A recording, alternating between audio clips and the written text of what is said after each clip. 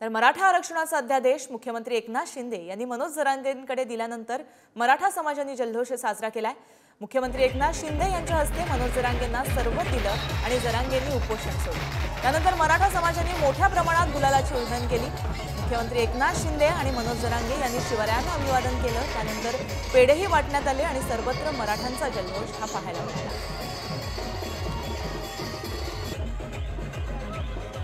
तर आरक्षणाचा गुलाल आज उधळला गेलाय आणि मराठ्यांचा एकच विजय झालाय आणि म्हणूनच मोठा जल्लोष साजरा केला जातोय। विविध ठिकाणी लोणावळा, जालना, सोलापूर, परभणी, बीड अशा विविध ठिकाणी मराठा बांधव जे आहेत ते एकवटलेले दिसतात, गुलालाची उधळण करताना दिसतात, नृत्य आणि वादनाच्या ठेक्यावरती आपला आनंद साजरा करताना दिसतात।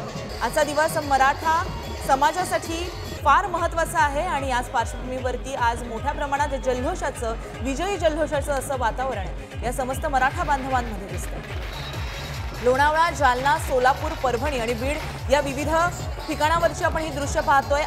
फटाक्यांची आतिषबाजी केली जाते, नृत्यावरती ठेका धरला जातोय आणि या भगव्या वादळावरती कुठेतरी गुलाबी गुलालाची चादर पांघरल्याचं कुठेतरी चित्र समस्त महाराष्ट्रामध्ये दिसून येतंय।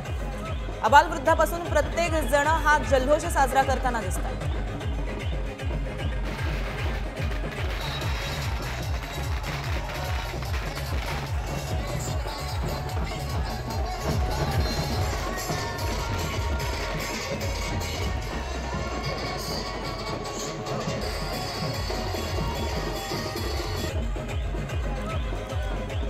Thank you.